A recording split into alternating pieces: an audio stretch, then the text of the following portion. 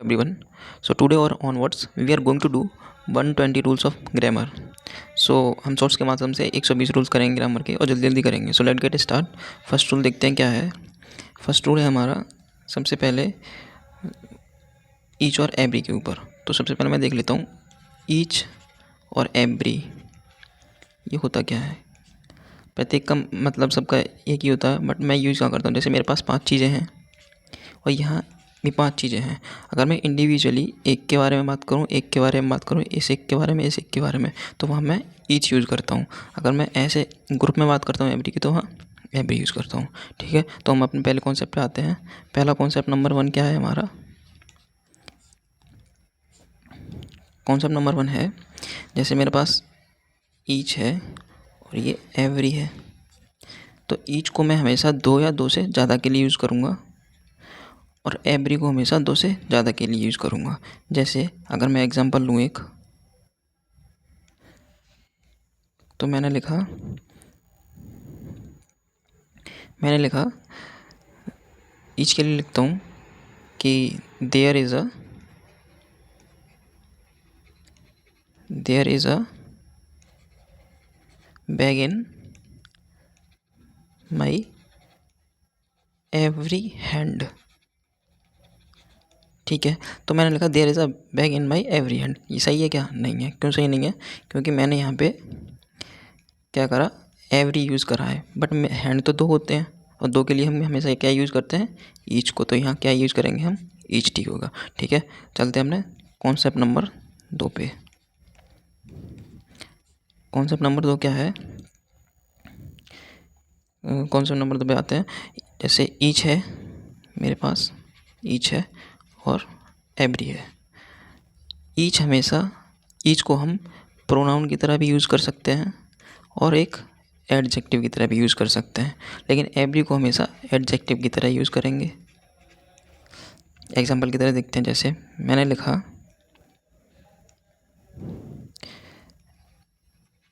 Each of the students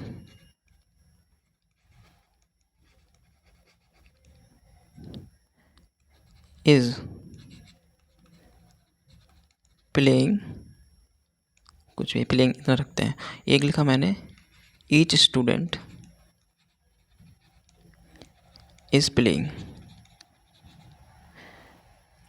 और एक मैंने लिखा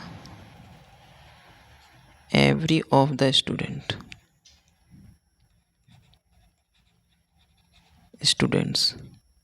डैश. ठीक है, तो अच्छा इसमें हम देखें तो कौन सा सही है. मैं ईच को यहाँ पे प्रोनाउन की तरह यूज़ कर रहा हूँ, ईच को यहाँ पे एडजेक्टिव की तरह यूज़ कर रहा हूँ, तो मेरा ये तो दोनों ठीक है. लेकिन मैंने यहाँ क्या करा, एवरी को एक प्रोनाउन की तरह यूज़ कर दिया, बट मैं एवरी को प्रोनाउन की तरह यूज़ नहीं कर सकता, एडजेक्टिव की तरह यूज़ कर सकता हूँ. तो यहाँ अगर मैं लिखता एवरी स्टूडेंट,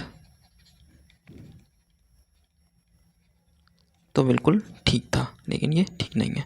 तो हम ठीक है, कॉन्सेप्ट नंबर 3 पे चलते हैं अपने पे.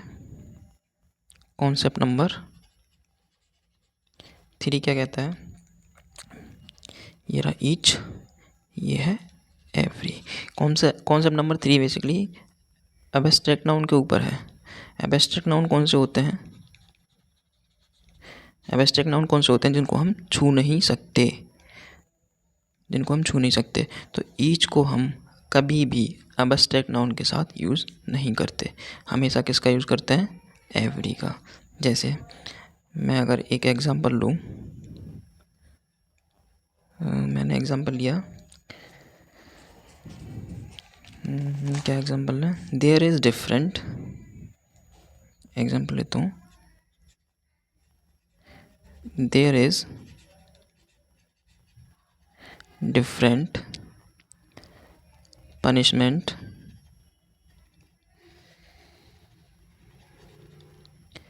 For each mistake. ये एग्जांपल लिया मैंने. तो ये मैंने क्या कहा कि there is a different punishment for each mistake. अभी मैंने ऊपर क्या मना करा, मिस्टेक नहीं, यहाँ पे लिखते हैं रीज़न आता है यहाँ पे. ठीक है, अभी मैंने क्या मना करा कि ईच को मैं एब्स्ट्रैक्ट नाउन की तरह यूज़ नहीं कर सकता, लेकिन रीज़न एक क्या है, एब्स्ट्रैक्ट नाउन है. तो मैं इसको ईच को यहाँ पे यूज़ नहीं कर सकता, ईच मेरा गलत है। यहाँ पे क्या आना चाहिए, एवरी आना चाहिए। ठीक है, कॉन्सेप्ट नंबर 4 पे चलते हैं। कॉन्सेप्ट नंबर 4 क्या है, सबसे इम्पोर्टेंट कॉन्सेप्ट है कॉन्सेप्ट नंबर 4।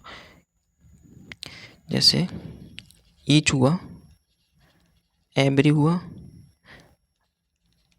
आइदर हुआ और एक नाइदर हुआ। इन सब के साथ हमेशा ही हम सब्जेक्ट प्लस एडजेक्टिव दोनों ही क्या लगाएंगे, दोनों ही सिंगुलर लगाएंगे हमेशा। देन एग्जाम्पल बताते हैं एक, जैसे कि मेरे पास है, अरे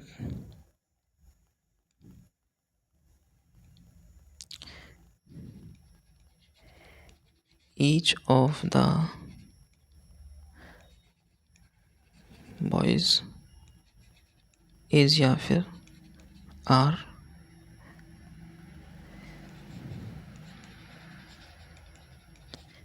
प्लेइंग विद देयर बैट, ये लिखा मैंने। तो यहाँ देखो, मैंने अभी बोला कि ईच हो, एवरी हो या नाइदर हो या फिर आइदर हो, इसके साथ हमेशा हम सिंगुलर वर्ब लगाते हैं। तो यहाँ पे आर नहीं आएगा बिल्कुल भी, क्या आना चाहिए, इज आना चाहिए। ऐसे ही एडजेक्टिव भी क्या लगाएंगे हम यहाँ पे, सिंगुलर, सिंगुलर मतलब हिज आना चाहिए। ठीक है, सो डन। ऐसे ही हम सारे 120 रूल करेंगे। ईच और एवरी के ऊपर केवल ये 4 रूल्स थे जो चारों हमने देखे।